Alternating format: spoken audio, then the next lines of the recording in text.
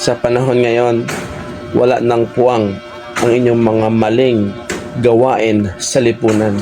Huhulihin at huhulihin kayo sa dami ng CCTV nakaikot hindi lamang sa Manila kundi sa buong bansa.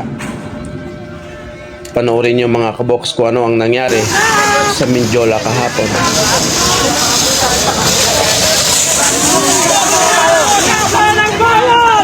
Mabuhay ang Pilipinas! Atras! Mga tayo si Marcos! So yan na, no? At nagliyab na nga ng tuluyan itong gulong, itong trailer truck, ano?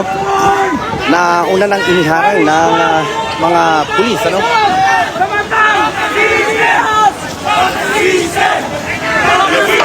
Yung sitwasyon dito,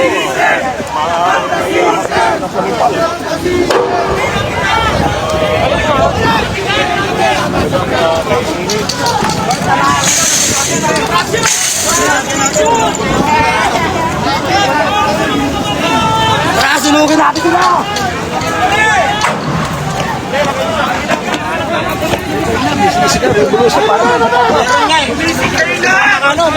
Baba! Nakamas tol! Pulis na kamas! May mga pulis na nakamas! Kung atin pong susuriin kung anong grupo ito na aktivista ay wala. Nakakaiba po itong grupo at ito lamang ang ating nakuha sa ating mga video. Wala yan ako! Para itong isang fraternity at marami na ring nakilahok sa kanila na mga kontra sa administrasyong Marcos.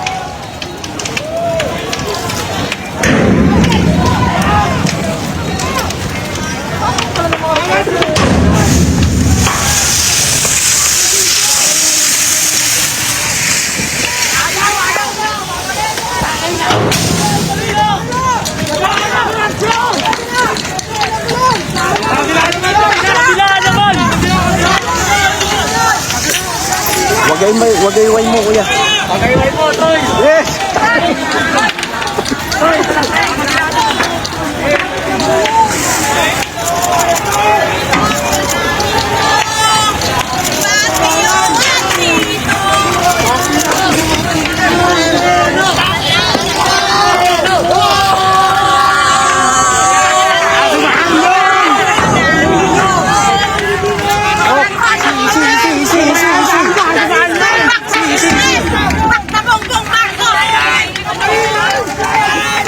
At kumilos na ang ating kapulisan para hulihin isa-isa ang mga ito.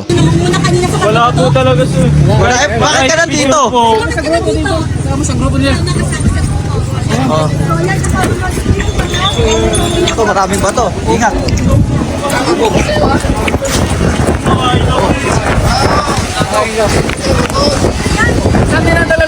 Katrina, napasugod nga dito sa Manila Police District ang ilang kaanak ng mga narestong individual kahapon sa nangyaring riot sa pagitan ng pulisya at ng mga nagpoprotesta at yung mga ilang individual na nakisali lang doon sa kalagitan ng protesta. Sila ay nahuli sa Ayala Bridge, Recto at Mindiola dito sa Maynila.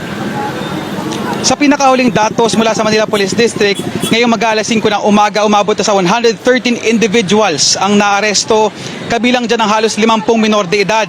Ilan sa kanila ang dinala sa Social Welfare Development Office, habang ang ilan pa ay sa ilalim sa Determination of Discernment. Si Almira Dionisio, napasugod dito sa gate ng MPD, hinahanap niya yung kanyang kambal na anak na nakiisa sa rally at nakita niya sa isang video online na dinampot na ng pulisya. Problemado si Almira dahil walang pampiyansa sakaling maituloy ang kaso laban sa mga anak.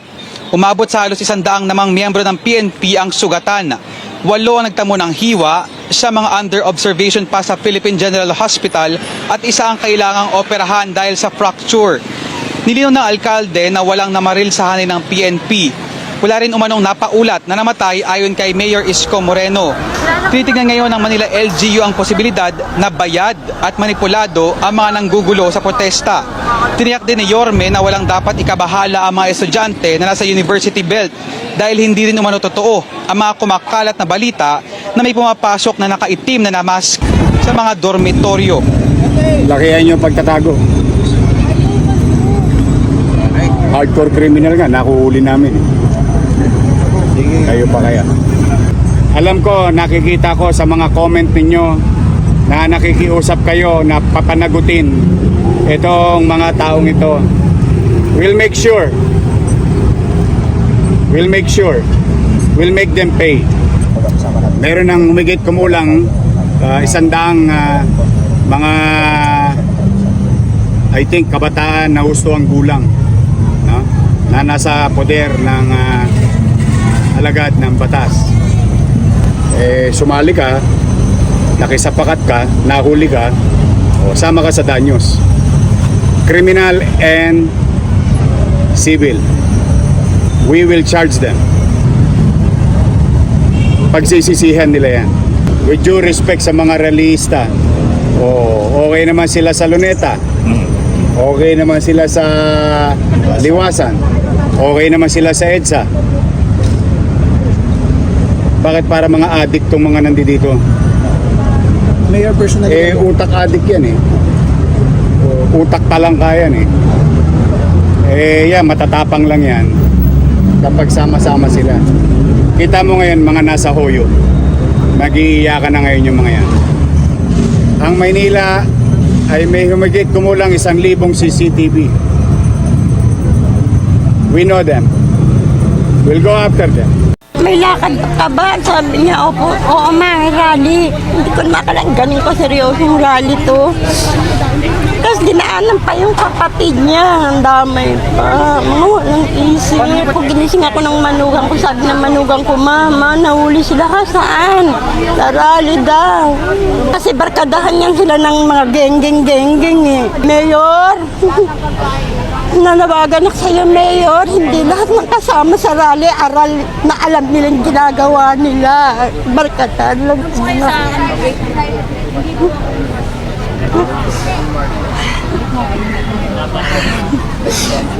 Mayor, nagsasama mo po kami sa inyo.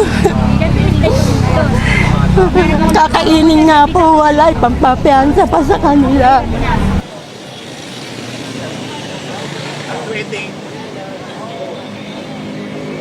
Katrina, idilapit natin kay Mayor Isko itong si Nanay Almira yung sa kanyang panawagan na baka sakali ay matulungan siya na mapalaya yung kanyang dalawang anak na kambal na napasama nga dito sa protesta at naaresto ng Manila Police District. Ayon kay Mayor Isko Moreno, kailangan managot ang dapat managot. Pasensyahan na lamang at ito yung kanilang pagsisisihan sa huli dahil matapos silang piliin na makiisa doon sa naging riot o panggugulo sa kalagitnaan ng mapayapang protesta dapat ng mga gustong labanan ang katiwalian. Ngayon naman dito sa Manin MPD ay patuloy ang pagdating ng ilang pa mga kaanak no mga minor de edad. Ayon sa kanila, nakausap natin kanina lamang ay i-assess nila yung kanilang mga minor na kaanak papunta sa Social Welfare Development Office ng Manila LGU para doon na iproseso.